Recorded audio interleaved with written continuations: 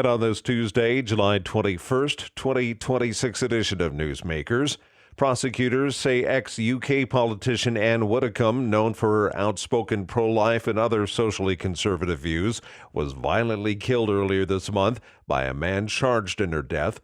Charles de Ledesma reports. Joshua Kerry, who's 28, had attacked Widdecombe while she was eating lunch at her home in an isolated southwest England village. The attack happened on July 8 and Widdecombe was found dead the next day. Kerry was arrested July 11 in South Yorkshire, where he lives, over 200 miles from the crime scene. Widdecombe was known for her conservative views and had a prominent political career. I'm Charles de Ledesma.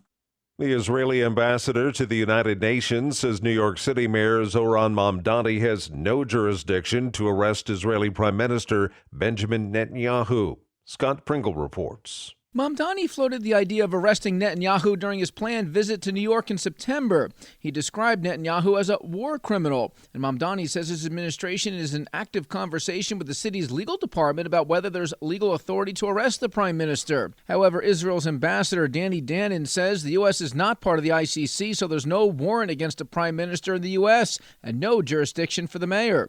Danon dismissed the idea as a stunt. In New York, I'm Scott Pringle.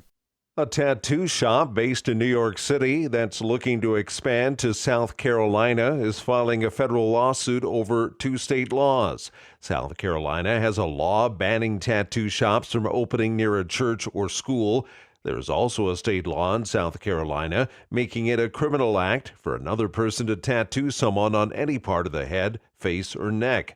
Tiny Zaps Co. claims the laws are a violation of free speech and unconstitutionally restrict their business. They're seeking a permanent injunction blocking the enforcement of those two laws.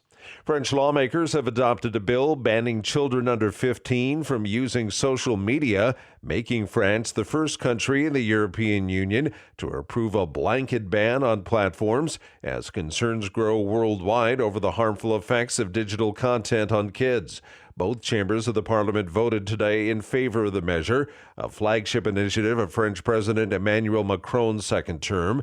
The bill also bans the use of mobile phones in high schools.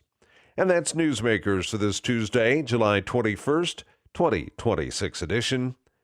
I'm Keith Black.